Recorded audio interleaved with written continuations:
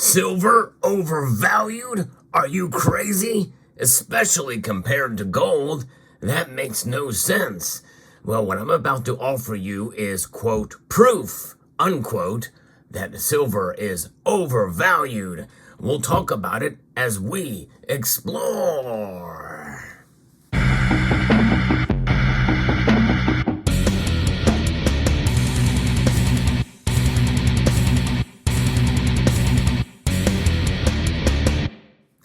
For those of you who have been following my channel for any length of time, you know that I like to provide a balanced view on silver. I believe in the metal so much that I think it's good to look at information from every side, at every angle, to get a better grasp and understanding of the silver market and silver in general. But when it's all said and done, the fundamentals remain unchanged on the metal, no matter what approach you take in terms of data analysis. And in reality, that's what it boils down to, is to what kind of information is out there about silver and how do you parse and interpret that information. And what I'm about to share with you now is a prime example of that, because it's so easy to get in the weeds of confirmation bias. And one of the focuses of this channel is to try to get us to think outside of that box of confirmation bias. We all tend to gravitate towards that. And I'm trying to get people to think outside of that paradigm, because the paradigm shift that we should be thinking about is the fact that silver is money and has been for thousands of years.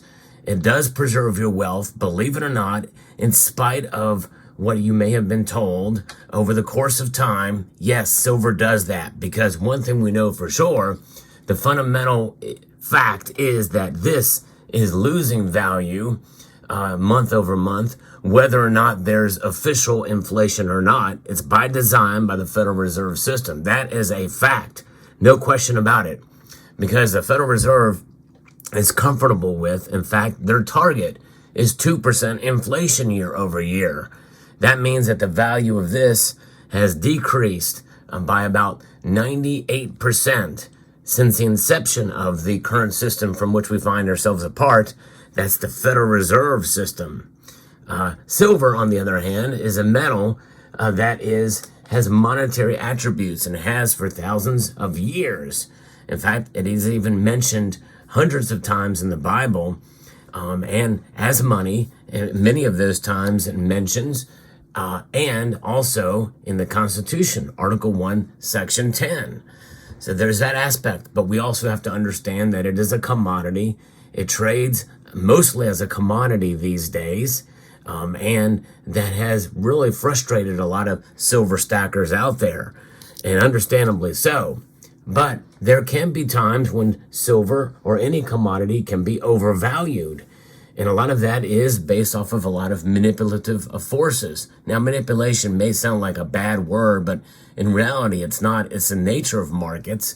All markets are manipulated to one extent or the other because of psychology and the things that drive prices and the interpretation of those moves that happen in the market overall. But there's also nefarious manipulation that goes on. I've covered it on this channel as well too. However, let's talk a little bit about the breakdown of the brass tacks. That's kind of a strange phrase to use for silver, but in reality, we got to look at the raw information and what it is about. And that is production cost of silver. And that is something that, when it all boils down to, that is going to be the best indicator of whether an asset is overvalued or undervalued. But the problem with production cost is that's a relatively complex area as well.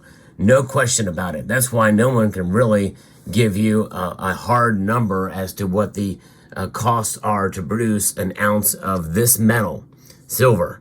It's very difficult. However, we have a range of numbers based off of silver mining cost year over year that are done by multiple different organizations. And one organization is the CPM Group. And the CPM Group has been around a long time, providing data on silver, on the silver market in all different areas and ways.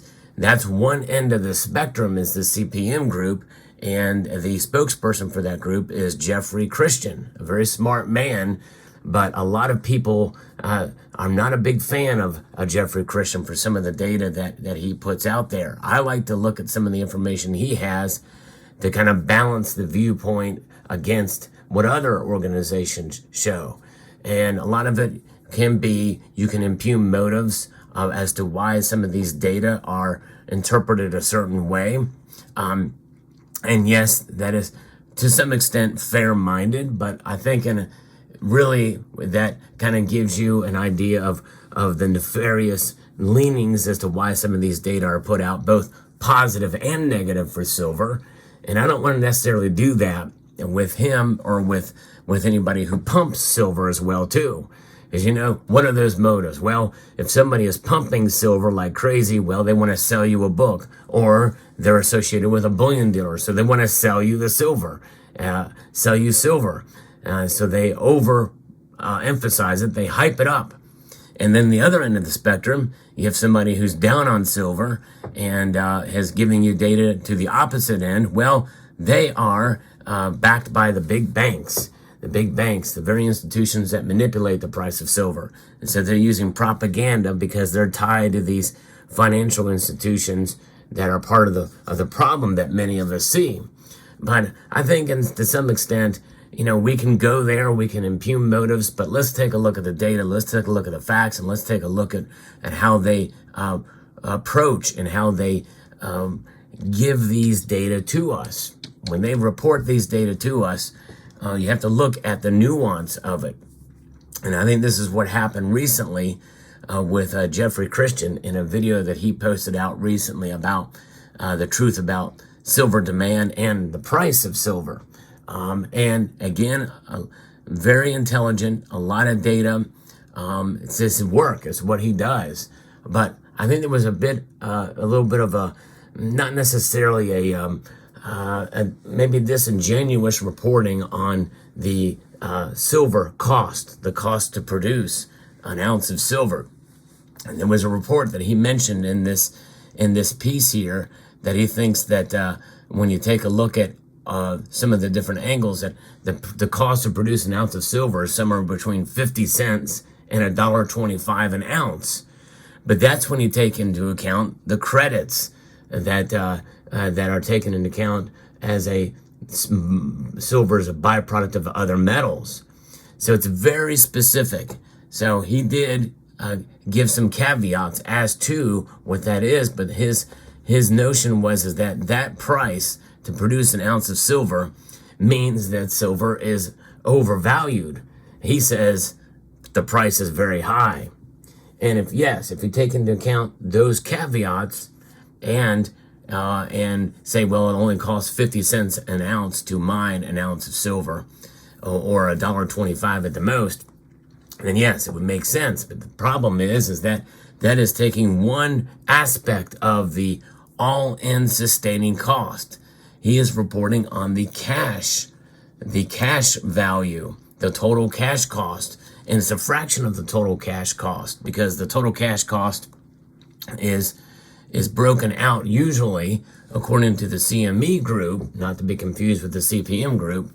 That's the Chicago Mercantile Exchange. When they report on these matters, that is only one aspect of silver being mined as a byproduct of gold, zinc, lead, etc. In other words, it's just a bonus. 80% of the silver mined is mined as a byproduct of other metals. And that is true.